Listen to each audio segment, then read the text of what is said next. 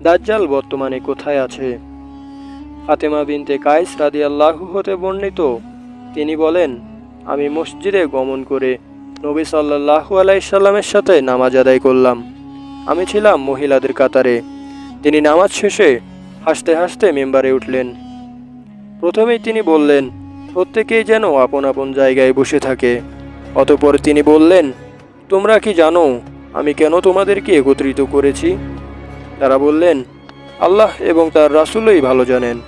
অতঃপর তিনি বললেন, আমি তোমাদেরকে এই সংবাদ দেওয়ার জন্য একত্রিত করেছি যে তামিম দারি ছিল একজন খ্রিস্টান লোক। সে আমার কাছে আগমন করে ইসলাম গ্রহণ করেছে। অতঃপর সে মিথ্যুক দাজ্জাল সম্পর্কে এমন ঘটনা বলেছে যা আমি তোমাদের কাছে বর্ণনা করতাম। লাখম ও জুজাম গোত্রের ৩০ জন লোকের সাথে সে সাগর পথে ভ্রমণে গিয়েছিল। দুর্যোগপূর্ণ আবহাওয়ার শিকার হয়ে ১ মাস পর্যন্ত তারা সাগরেই ছিল। অবশেষে তারা সাগরের মাঝখানে একটি দ্বীপে অবতরণ করল। দ্বীপের ভিতর প্রবেশ করে তারা মোটা মোটা প্রচুর চুল বিশিষ্ট একটি অদ্ভুত প্রাণীর সন্ধান পেল। চুল দ্বারা সমস্ত শরীরের আবৃতি থাকার কারণে প্রাণীটির অগ্রপশ্চাৎ নির্ধারণ করতে সক্ষম হলো না। তারা বলল, অকল্যাণ হোক তোমার, কে তুমি? সে বলল, আমি সংবাদ গ্রহণকারীর গোয়েন্দা। তারা বলল, কিসের সংবাদ গ্রহণকারী?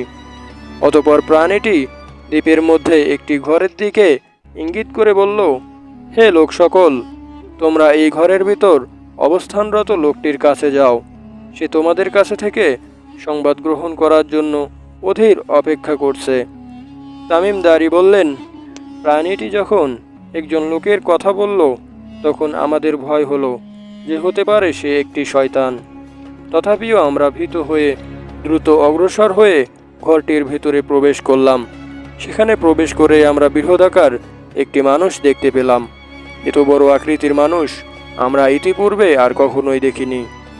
তার হাত দুটোকে ঘাড়ের সাথে একত্রিত করে হাঁটু এবং গোড়ালির মধ্যবর্তী স্থানে লোহার শিকল দ্বারা বেঁধে রাখা হয়েছে। আমরা বললাম, মরণ হোক তোমার, কে তুমি? সে বলল, তোমরা আমার কাছে আসতে সক্ষম হয়েছ, তাই আগে তোমাদের পরিচয় দাও। আমরা বললাম, আমরা একদল আরব মানুষ, নৌকায় আরোহণ করলাম। সাগরের প্রচণ্ড ঢেউ আমাদেরকে নিয়ে ১ মাস পর্যন্ত খেলা করল। অবশেষে তোমার দ্বীপে উঠতে বাধ্য হলাম। দ্বীপে প্রবেশ করেই প্রচুর পশম বিশিষ্ট এমন একটি জন্তুর সাক্ষাৎ পেলাম। প্রচুর পশমের কারণে যার অগ্রপশ্চাৎ চেনা যাচ্ছিল না। আমরা বললাম, অকল্যাণ হোক তোমার, কে তুমি? সে বলল, আমি সংবাদ গ্রহণকারী গোয়েন্দা। আমরা বললাম, কিসের সংবাদ গ্রহণকারী? অতঃপর প্রাণীটি দ্বীপের মধ্যে একটি ঘরের দিকে ইঙ্গিত করে বলল, হে লোক সকল, তোমরা এই ঘরের ভিতর অবস্থানরত লোকটির কাছে যাও। সে তোমাদের নিকট থেকে সংবাদ গ্রহণ করার জন্য অধীর আগ্রহে অপেক্ষা করছে। তাই আমরা তার ভয়ে তোমার কাছে দ্রুত আগমন করলাম। হতে পারে তুমি একজন শয়তান, এ ভয় থেকেও আমরা নিরাপদ নেই। সে বলল, আমাকে তোমরা বাইসান সম্পর্কে সংবাদ দাও। আমরা তাকে বললাম, বাইসানের কি সম্পর্কে জিজ্ঞাসা করছো? সে বলল, আমি তথাকার খেজুর বাগানের সম্পর্কে জিজ্ঞেস করছি। সেখানের গাছগুলো এখনও ফল দেয়? আমরা বললাম, হ্যাঁ।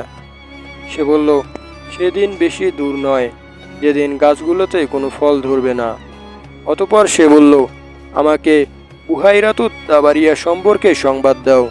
আমরা তাকে বললাম, বুহাইরাতুত তাবারিয়া সম্পর্কে কি জিজ্ঞেস করছো? সে বলল, আমি জানতে চাই সেখানে এখনও কি পানি আছে? আমরা বললাম, তথায় প্রচুর পানি আছে। সে বলল, অচিরেই তথায় পানি শেষ হয়ে যাবে।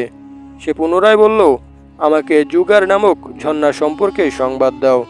আমরা তাকে বললাম, সেখানকার কি সম্পর্কে তুমি জানতে চাও?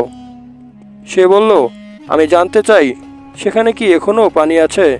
লোকেরা কি এখনও সে পানি দিয়ে চাষাবাদ করছে? আমরা বললাম, তথায় প্রচুর পানি রয়েছে, লোকেরা সে পানি দিয়ে চাষাবাদ করছে। সে আবার বলল, আমাকে উম্মীদের নবী সম্পর্কে জানাও।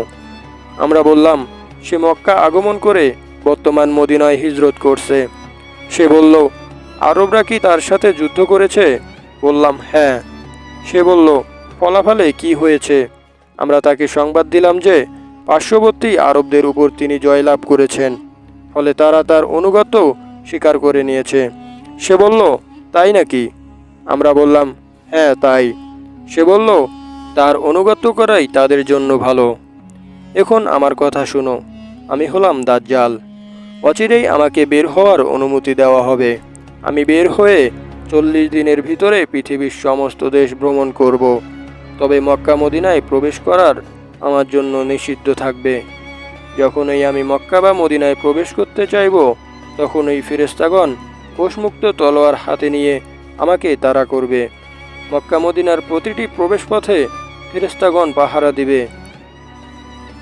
হাদিসের বর্ণনাকারী ফাতেমা বিনতে কাইস বলেন, নবী সাল্লাল্লাহু আলাইহি সাল্লাম হাতের লাঠি দিয়ে মিম্বারে আঘাত করতে করতে বললেন, এটাই মদিনা, এটাই মদিনা, এটাই মদিনা। অর্থাৎ এখানে দাজ্জাল আসতে পারবে না।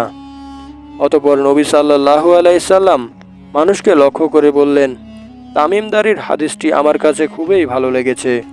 তার বর্ণনা আমার বর্ণনার অনুরূপ হয়েছে, বিশেষ করে মক্কা ও মদিনা সম্পর্কে। শুনে রাখো, সে আছে সামদেশের ভূমধ্য সাগরে অথবা আরব সাগরে। তা নয়, সে আছে পূর্ব দিকে, সে আছে পূর্ব দিকে, সে আছে পূর্ব দিকে। এই বলে তিনি পূর্ব দিকে ইঙ্গিত করে দেখালেন।